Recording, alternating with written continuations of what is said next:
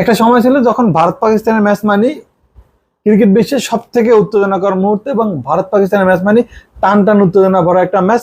But বর্তমান সময়ে কিন্তু সেই টান টান উত্তেজনা এবং ক্রিকেট বিশ্বের যে উন্মাদনা সেটা কিন্তু আসলে দেখা যায় না।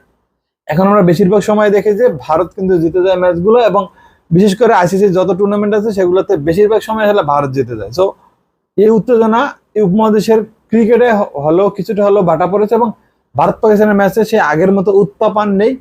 উত্তাপ যেটা কথার লড়াই সেটা আসলে চলতে থাকে, বাট মাঠের লড়াই পাকিস্তান অনেক বেশি পিছিয়ে আছে, সেটা আসলে বলার অপেক্ষা রাখে না। এবং যারা আমার সাথে দ্বিমত করবেন তারা আসলে আমার মনে হয় পরিসংখ্যানগুলো একটু দেখলে ভালো হবে। বাট যারা আমার সাথে একমত হবেন তারা সবাই জানেন এই মুহূর্তে ভারত কিন্তু এশিয়া মহাদেশের বা বিশ্বের সেরা একটা দলের মধ্যে আছে, বাট পাকিস্তান কিন্তু ওই জায়গাটাতে নেই। এবং পাকিস্তানের দলের যে ভঙ্গুর অবস্থা সেখান থেকে আসলে বেরিয়ে আসতে না পারলে ভারত পাকিস্তানের যে লড়াই সেটা কিন্তু আমরা ভবিষ্যতে আর দেখতে পাবো না, বা ওই টান টান উত্তেজনা ভরা আসলে ম্যাচ আসলে আমরা দেখতে পাবো কিনা সন্দেহ আছে। সো পাকিস্তান ক্রিকেট বোর্ড আমার মনে হয় সময় উপযোগী সিদ্ধান্ত নেবে, এবং ভারতের সাথে তাদের যে দৈরত্ব আছে সেটা আসলে তারা বজায় রাখবে।